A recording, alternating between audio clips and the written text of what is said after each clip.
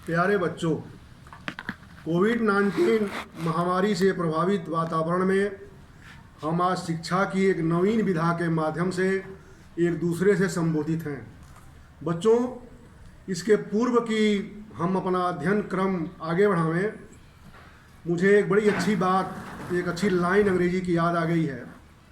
उसे वर्तमान निराशापूर्ण वातावरण में आपको निकालने में वह लाइन मदद करेगी, तो उसे सुनाने का आपको लोभ मैं संवरण नहीं कर पा रहा हूँ, नहीं छोड़ पा रहा हूँ। वह लाइन इस प्रकार है, if you see the moon, ध्यान से सुनिएगा, if you see the moon you see the beauty of God, if you see the sun you see the power of God. इसके बाद की जो लाइन है वह अधिक आपके लिए उपयोगी है, इस पर ध्यान दीजिएगा। And if you see the mirror, यानी शीशा जिसमें आप अपना चेहरा देखते हैं, if you see the mirror you see the best creation of God, so believe in your self. यानी जब आप शीशा देखते हैं, अपनी तस्वीर देखते हैं, तो वह ईश्वर के द्वारा सबसे बेहतर निर्माण देखते हैं आप। इसलिए आप अपने ऊपर विश्वास रखिए, अपने ऊपर भरोसा रखिए। बच्चों, यह भरोसा ही वर्तमान निराशापूर्ण समय को गुजारने में आपके लिए सहायक होगा। आज हम जिस विषय वस्तु का अध्ययन करने जा रहे हैं उसका नाम है समकालीन विश्व राजनीति और शीत युद्ध का दौर। जैसा कि आप ब्लैक बोर्ड पर देख रहे होंगे, मुझे ऐसा लग रहा है, मैं ऐसा महसूस कर रहा हूँ कि यह दोनों शब्द यानी समकालीन विश्व राजनीति और शीत युद्ध, दोनों शब्द आपके लिए नए होंगे, पर नवीन तथ्यों की जानकारी, नए शब्दों की जानकारी प्राप्त करना ही अध्ययनशीलता कही जाती है। इसे समझने की कोशिश करेंगे कि समकालीन विश्व राजनीति क्या है, शीत युद्ध किसे कहते हैं, यह कैसे प्रारंभ हुआ, पुनः ऐसी कौन कौन सी परिस्थितियां उत्पन्न हुई कि शीत युद्ध की तीव्रता कम हुई, अंतर्राष्ट्रीय राजनीति में शीत युद्ध का क्या सकारात्मक और नकारात्मक प्रभाव पड़ा, इसके बारे में हम इस अध्याय में अध्ययन करने की कोशिश करेंगे। तो आइए हम पहले यह समझने का प्रयत्न करते हैं कि समकालीन विश्व राजनीति का तात्पर्य क्या होता है। तो आप हेडिंग डाल लीजिए, जैसा कि ब्लैक बोर्ड पर लिखा हुआ है, समकालीन विश्व राजनीति का अर्थ। हो गया बच्चों?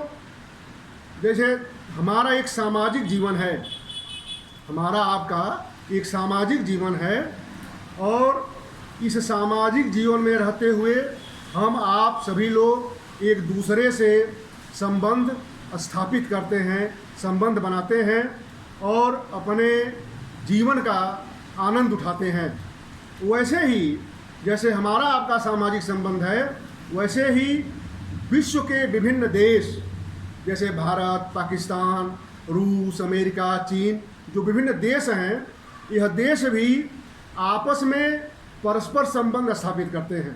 समझ गए आप लोग? जैसे हमारा आपका सामाजिक संबंध है, हम आप एक दूसरे से संबंध बनाते हैं, वैसे ही विभिन्न देशों का आपस का भी एक सामाजिक संबंध है, और अपने देशवासियों के जीवन को सुचारू रूप से संचालित करने के लिए, व्यवस्थित करने के लिए, सुखमय करने के लिए, आनंदमय करने के लिए सभी देश एक दूसरे से संबंध स्थापित करते हैं। इन देशों के यानी विभिन्न देशों के द्वारा जो परस्पर संबंध स्थापित होता है, यानी जो दो देश या कई देश मिलकर के आपस में व्यक्तिगत संबंध स्थापित करते हैं, उन संबंधों से ही, यानी इन विभिन्न देशों के द्वारा परस्पर स्थापित किए गए संबंधों के माध्यम से ही विश्व राजनीति की दिशा और दशा, ध्यान दीजिएगा, विश्व राजनीति की दिशा और दशा दोनों ही विभिन्न देशों के परस्पर संबंधों से निर्धारित होती है। थोड़ा 1 मिनट के लिए आप कल्पना करें, इमेजिन करें कि आज भारत और पाकिस्तान अपने विगत बैर भाव को भूल करके मित्रता भाव में, भाईचारे के भाव में एक हो जाएं, तो शायद विश्व की राजनीति एक नई करवट ले लेगी। मेरे कहने का तात्पर्य यह है कि जब 2 देशों के बीच परस्पर संबंध स्थापित होता है तो इससे विश्व राजनीति की दिशा और दशा दोनों निर्धारित होती है। तो इसके अलावे यानी 2 देशों के या 2 से अधिक देशों के मध्य जो संबंध स्थापित होता है, इसके अलावे भी अनेक सरकारी, गैर सरकारी संगठनों का भी अस्तित्व बना हुआ है और प्रत्येक देश के नागरिक, सभी नागरिक नहीं, जो जागरूक हैं, कुछ जो रुचि रखते हैं अंतर्राष्ट्रीय विषयों में, विभिन्न संगठनों में, तो ऐसे नागरिक क्या कहते हैं, विभिन्न जो अंतर्राष्ट्रीय गैर सरकारी, सरकारी संगठन हैं उसके सदस्य होते हैं। जैसे एमनेस्टी इंटरनेशनल है, मानवाधिकार की संस्था है, रेड क्रॉस सोसाइटी है, अंतर्राष्ट्रीय मानवाधिकार की रक्षा करने वाले अनेक संगठन हैं। तो इन संगठनों की, जिन संगठनों का हमने अभी नाम लिया है, एक बार आप और सुन लीजिए, आपके लिए क्लियर हो जाएगा। जैसे एमनेस्टी इंटरनेशनल, रेड क्रॉस, अंतर्राष्ट्रीय मानवाधिकार संगठन, ऐसे बहुत सारे संगठन हैं।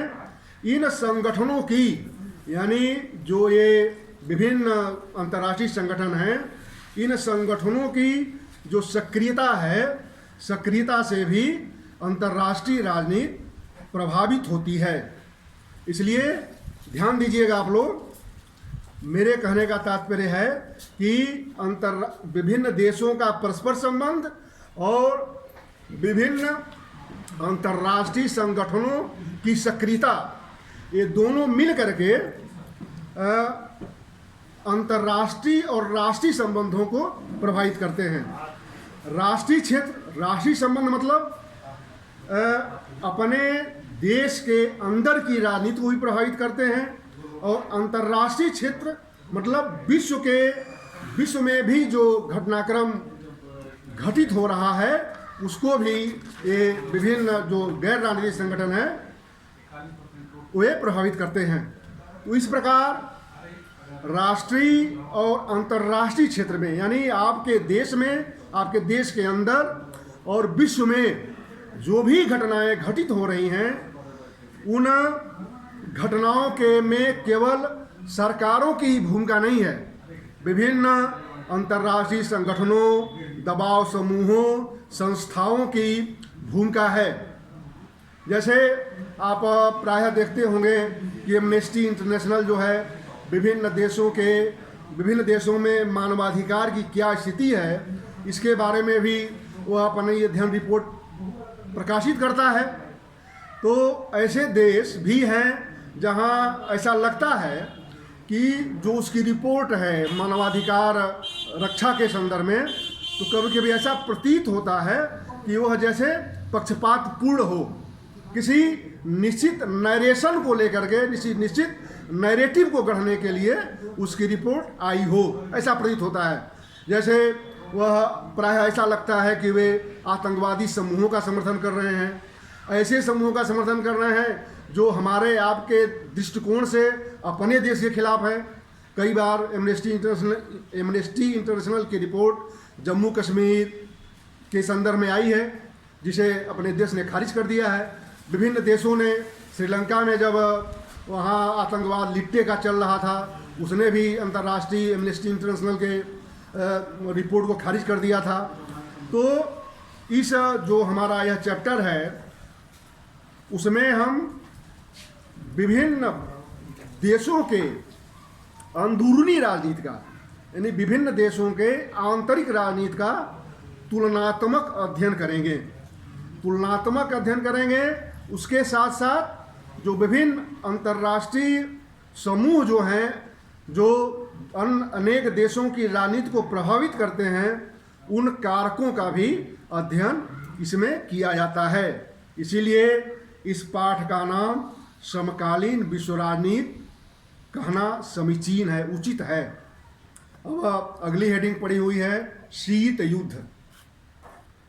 शीत युद्ध हेडिंग डाल लीजिए, शीत युद्ध।